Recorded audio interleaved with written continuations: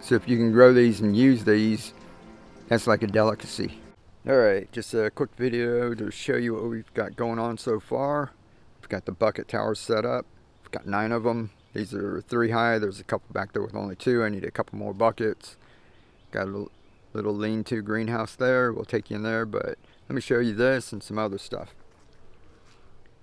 Now these are just 5-gallon buckets. I just drilled 2 holes in the front and 1 hole in the back, because a lot of people over the years have been asking me, how do you add water, how do you check it, and all of that. The top one is easy, right? But down there we don't want to keep on stacking it, so I just have 1 in the back here. We come in the back, you can see the nutrients, you can take a look at the roots, pop it right back on there, nice and easy. So we're going to see how these go. I'll come back and give you guys progress reports.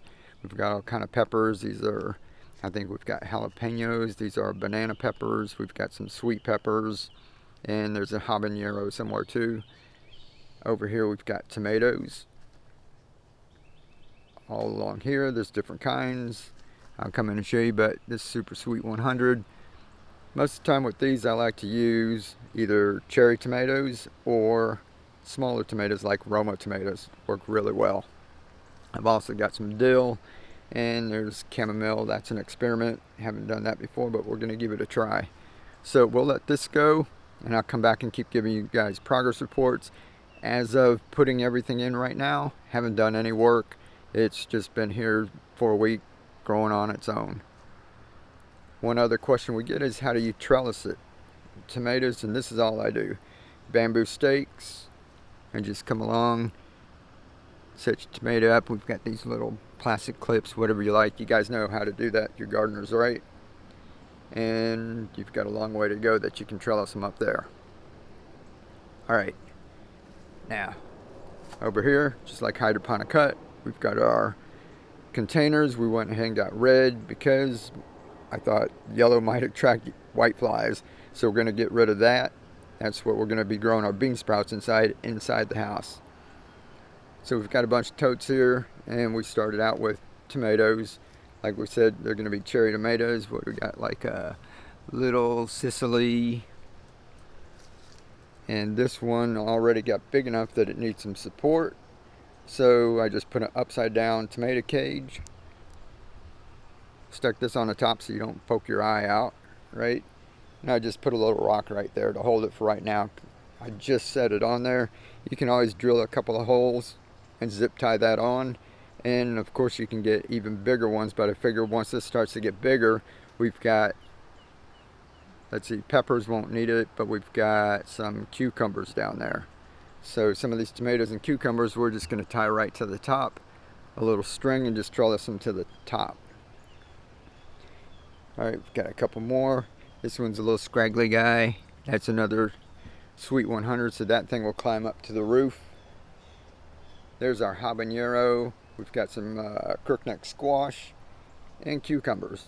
So all kinds of stuff to show you. Keely's got her herb garden going over here. This is like rain gutter grow system, kind of a hybrid from Larry Hall, and taught a lot of people how to grow food in an easy way.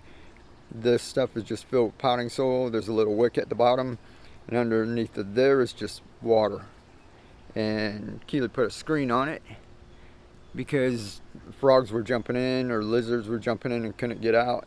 So she put a screen on the top. It catches all the leaves. We get a blower on here, blow everything off, but she's got all kind of stuff growing, and she doesn't do hardly any work to this. Got milk jugs going up here, and we've got some more kale. I think that's dino kale she's got growing. Alright, what else do we have? Alright, inside of here we've got, you know what, this we've got, it's just on here. I put some screws under here so I can just pull it.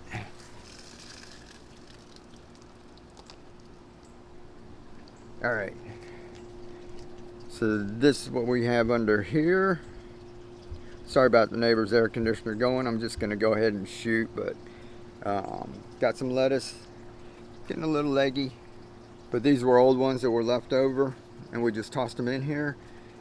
Got some basil growing too. We're gonna pull this lettuce out and I'm actually gonna put some arugula. Let me show you what we're talking about. Right here's some arugula, and this is all master blend and full strength. And you can see the arugula is a little yellow, but I'm gonna pop some in here. Let me go show you what we got going on with the arugula. And this is just a reservoir. We'll show you how to build that. A little styrofoam on top. All right, this is from Vivo Sun. You guys saw the pak choi we grew in that last year, right? Keely's got it set up. A couple of things with this. Now we've got arugula. This is why I love doing this. See, if these were microgreens, everybody would harvest those already. Start all over. But with just this many seeds, you've got these, you can get a load of baby greens. You don't have to grow them all out to full plants. And if you're growing baby greens, you can keep them more dense like this. See, we've got about 7 or 8 of them in there, right? Grow it out more dense. You guys are going to see how this grows. This is an experiment. If this grows well, we've got a container down here. I want to talk about the nutrients. And I'm trying something out. It's called gold leaf. We'll make a whole nother video on that. But it's a 1-part fertilizer, so no more mixing like getting your calcium nitrate, Epsom salts and everything. I just took 2 teaspoons of this stuff and put it inside of that container, and we're growing the arugula. It also claims to balance the pH on its own and controls your EC levels. So that's going to be cool to see. Like I said, I'll do another video on that, but that's what we've got going on here is arugula. Now Keely just planted these out. We started these in rock wool, right? And Keely just came over and popped them into these.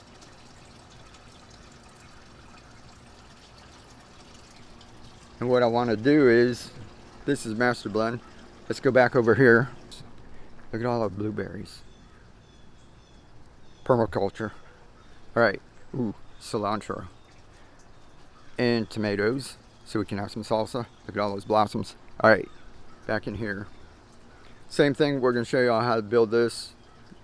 I started with this before I even made any videos. This is how I got into cracky. It makes me real reminiscent of the beginning. So I'm gonna share that with y'all. But over here, we've got our starts in rock wool. It's a little bit of lettuce. We've got chard, dill, tarragon, and right here some more arugula. Now these are the ones Keely had. This whole thing is my little pest control. Keely had this filled up, took these cubes, and that's what you just saw in the Vivo Sun, the vertical hydroponic thing on the wall, right? So what we're going to do is we've got extra here. I usually plan out extra, that way if some of them, something happens to it, you've got more to come back and replace them. But you can see that all of those did okay, so we've got extra. I'm going to remove that lettuce and put these in because these are growing at the same time, and we're going to see that new fertilizer, how it does stacked up against the master blend. So that'll be an interesting experiment. Also, with the master blend, we're doing the cracky method, no aeration. The Vivo Sun up on the wall, it's a little bit of aeration because it's moving, so kind of like an NFT. But we'll see what goes on. But awesome little arugula. This is cress, just starting to sprout. Watercress takes longer to sprout than your other stuff, arugula and that. But we're gonna plant some cress. Here's some more lizards. So I don't want to disturb him. He's getting some sun. We got culantro and they're growing. Awesome stuff going on. I think got some more, what do we got? Cucumbers there. A couple more cucumbers to plant out. But we've got lettuce going over here. And we've got some kale, and you can see we've got a little trouble with some leaf miners driving Keely crazy. She's coming in here. She removed a bunch of leaves already, and then you got to kind of squash these little boogers in there. But all this is a wood frame. Put black plastic on it. Covered it with this foam, which is easy to cut. And we put nutrients in there, net cup, and using a pool noodle. Now we did this on top of a couple of sawhorses, and I put some 2x4s on the back, and now we've got 2 areas up here we can make nursery trays. We're going to get 2 downspouts, and we can fit 8-foot downspouts in there. Could actually go 10. This is 10 foot wide, but it would go right to the edge, so we might cut those to 8, and the extra 2 feet that we have, we'll make more of these, or we'll put these over here. So pretty much that's what we've got going on. Oh, look at this tomato. Already got like tomatoes coming in here. Look at all the blossoms on this thing. There's some more tomatoes down there. There's another, look, there's tomatoes all over the place. And down here's basil, companion plants. If you grow basil, I think that keeps away the hornworms. So we like put a bunch of basil down here. This will grow. It won't grow that tall, right? You can keep cutting it, getting it bushy. This can be trellised up here. If we need to, we'll put something bigger, but this is kind of a dwarf plant. I think that's going to do awesome. It's already doing awesome. Look at all this. Look at all these blossoms. We'll show you inside real quick. Same thing, a couple of holes in the front, and I don't have a hole back here because these I just drilled 3 holes in the front, and this one right here I can take out, or since it's on top, this lid comes off easy. You can see there's no algae. This thing's been in here for weeks. And the plant started leaning up. That's why I went and stuck these bamboo stakes on there. Got that trellis up, right? These started out down in the nutrients. When I first planted it, it was slanted this way, and these were down in the nutrients. Started to lift up, so I had to stake it up to stop it from leaning. But you can see there's air roots on there. And these guys, there's some down in the water already. So these guys will keep on growing. And what we do is, excuse me, pollen out here. These guys are inside of this environment. It stays moist. You can see the whole thing is humid, right? So these guys can get oxygen. These guys still get a little bit of moisture if they like, and then these guys will keep on growing down into there. And tomatoes will get really big roots. So that makes that easy. I like these blue lids on here. They pop off really easy. These other white lids, I just have them laying on top, because if I want to pull the top one off, I can. You can snap those on if you like. I just leave them. If you're afraid of the wind blowing, you can set a little rock on top of them. But these down here, like I said, I've got the stuff growing in front. You can have holes all the way around. This is not spinning. This will never get any light back here. It's always going to be in the shade. So I don't bother putting plants there, right? But this is where you can come, just like the white buckets. You can reach in there, check the nutrient level. I just check like that, right? And if you can't feel it, you need to add some. You can get a little flashlight in there if you like. Change that up, and you can see the roots and what's going on. This is one of our original ones. You can see a little ventilation hole that I stuck in here. So these are the ones that we use for 2 years already. But check it out. Little tiny tomatoes.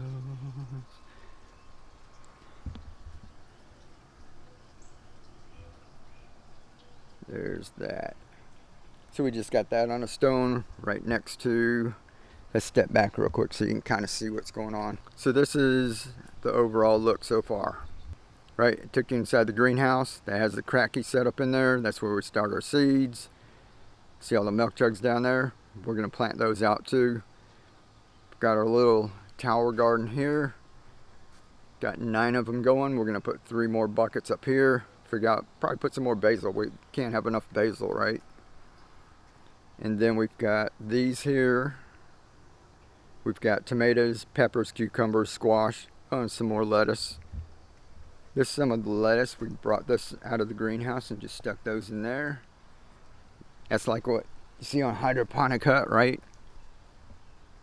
And this one we've got, I just had one of these canopies, and all I did was take the top off and then bought one of these greenhouse plastic ones that were about the same size and just zip tied it to it for right now.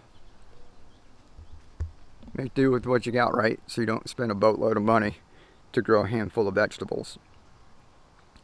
So we'll come back, update, seeing how that's doing.